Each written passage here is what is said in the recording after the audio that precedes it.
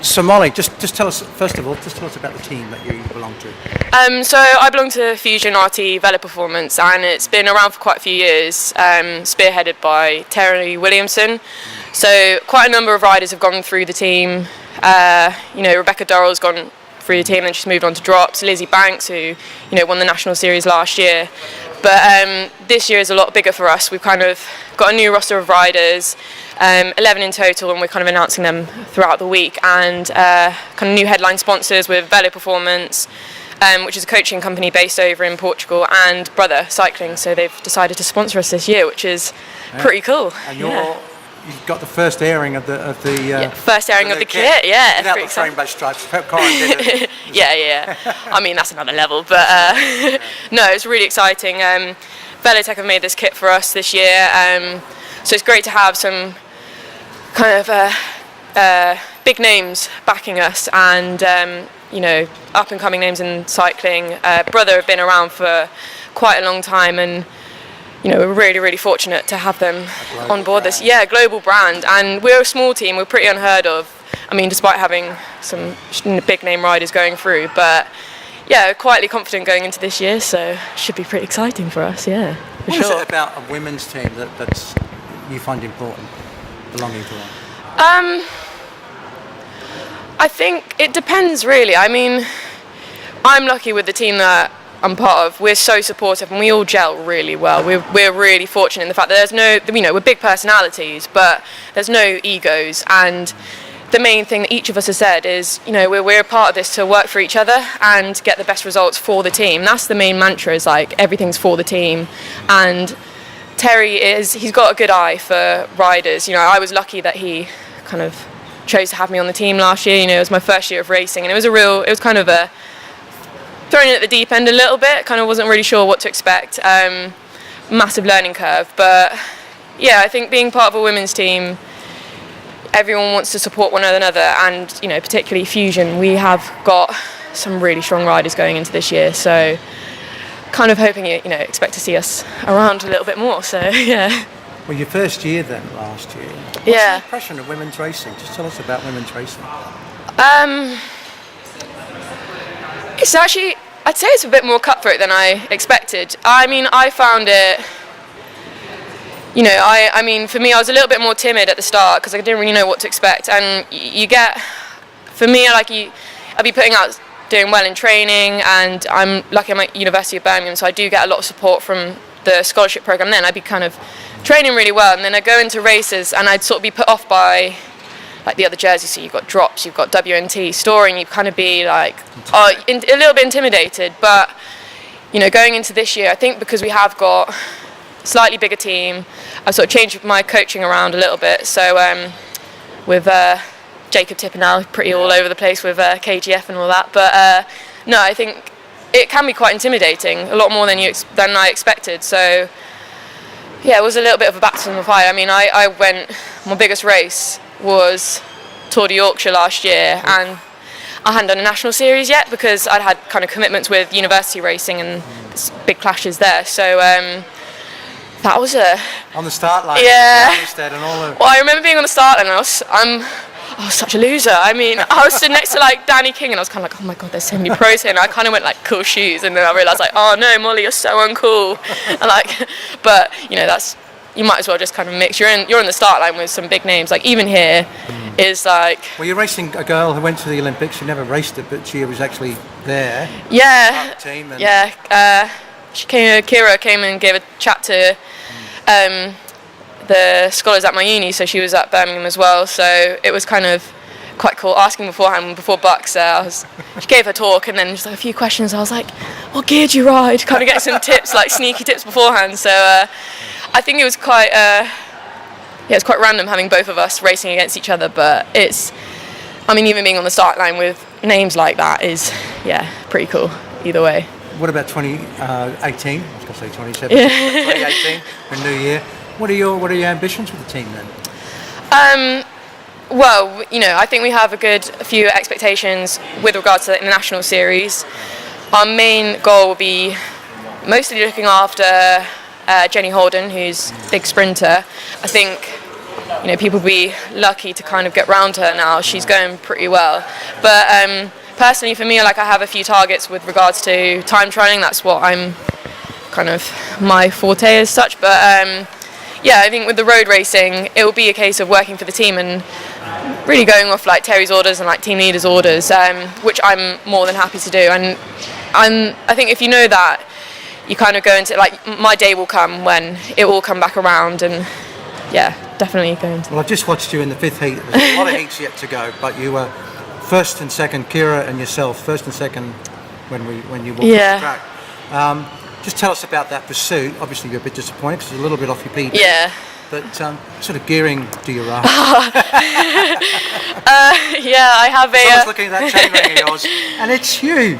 Well, we worked on this a little bit, Tipper and I. So I did Bucks here in November, and I'd sort of I've been riding a slightly smaller gear to start with, and then I put it up a little bit. I had a 54-15, and I think that's a 96.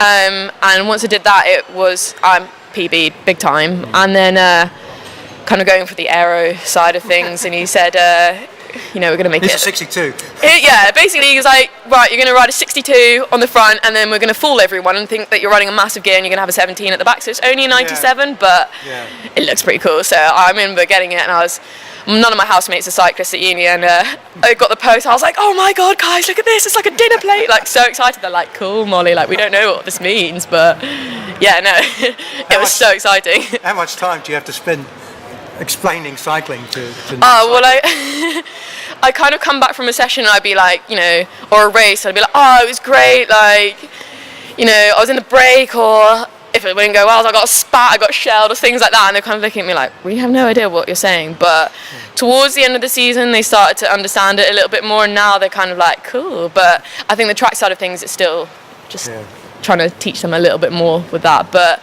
yeah, it's the same with them. Like, they're hockey players, so they come back from matches, and I'm kind of like, cool, that sounds good. And what sports did you come from? Obviously a competitive person. Yeah, I have 2 older twin brothers, so, and my mum and dad are into cycling. My mum actually works in a bike shop at home, so it was kind of, not really, it wasn't like planted on me, I've always done sport. I came from like a swimming background to start with, and cross country, running, athletics for quite a number of years, but I never quite got to the same level as I am in cycling. So I raced over in Australia. I did triathlon for a couple of years, year and a half or so, and I went over to Australia and raced there, and it went in the right direction, but came home and I couldn't quite get the rhythm with like the swimming and the running, and I started bike racing, and I was an absolute chopper to start with, but you learn a lot, and started uni, and certainly you learned the lingo about choppers. Oh yeah, this is what I mean about my housemates. I have no idea what I'm saying, but I started uni and sort of sacked off the running and the swimming, and it just sort of went from there. I was lucky in the fact that I gained a sports scholarship with Birmingham, and from there they've been really, really supportive, and I don't think I would have been at this level without them over the last year. So well, I gather there must be a cycling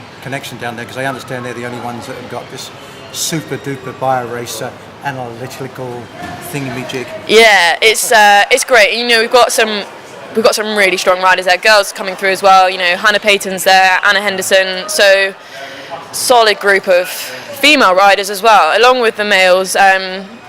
We're really, really fortunate, and the time they put into us. I get a lab session every week, which is controlled, kind of monitored, strength and conditioning 2-3 times a week, and it's a great base because there's so much there on offer.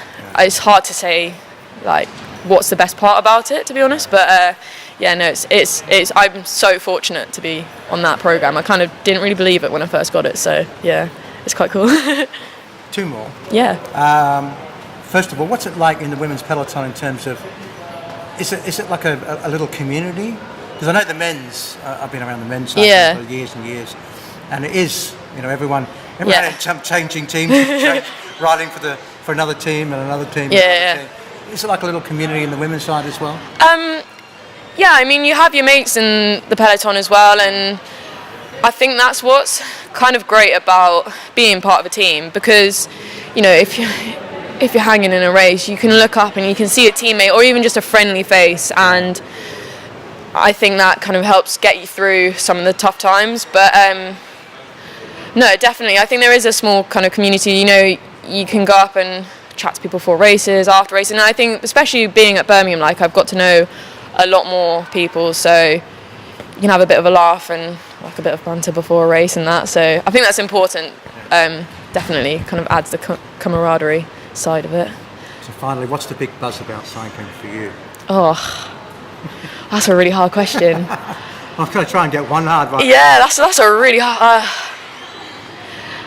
Because for a lot of it's a bit of a sadistic sport, I think. You know, you put yourself through quite a lot with it, and I mean, you know, I wouldn't say. I mean, I am quite an emotional person, as it is, not like, you know, over the top, but I think, you know, if you saw me after the race today, it does matter quite a lot. And I think when you care about something that much, you want to get the best from yourself. And I think that is the buzz from cycling that I get, is the fact that I know it's something I can really set my mind to and really kind of dig deep. And success means a lot, but also, I don't know, it's a tricky one. I guess PBs and things like that. But also kind of how you get there, because you can have a really rough lead up to these races, and things don't always go smoothly, but it's how you overcome them. Yeah. And I think that's what. How do you work for something? Yeah, exactly. So I think that's the main buzz. Like, if you know you've really kind of gone to the end of the race and like you've given it everything, and there's absolutely nothing more you could have done, like. That's the best feeling, I think. No matter what the result is, as long as you know you put yourself in the box, like, for want of a better phrase. What now for you for the rest of the championships? That's it. I'll see if I can get into a ride-off, but fingers crossed. I mean, yeah, that would be pretty cool. But when do you start? Road season. We've got our team training camp over in Portugal next month, so. Yeah, I'm quite looking forward to that. Some warm weather, escape all this rubbish here. So, and then it will be the national series. I think there's the women's team series as well, and I have a few commitments with the BUCS races, the BUCS time trials. So, defending my titles there, which would be pretty cool. So, favourite distance in time trial? I couldn't really say, actually. It sort of depends on the course, I guess. With a 10, I kind of think I prefer a slightly sporting course. 12-hour one? Absolutely not. I think you're nuts. Yeah, no, not for me. Maybe in the future. Normal distance, 10 and a 25. I think 50 is like not quite yet. Maybe when I'm a bit older, but you never know. See what happens this year. So at the moment, I'm sort of primed for like a 3K. So we'll see how the 10 miles go. But yeah, no, it's hopefully we'll see Fusion and all of our team name out quite a bit more this season. So yeah, cool. I look forward to it. Cheers.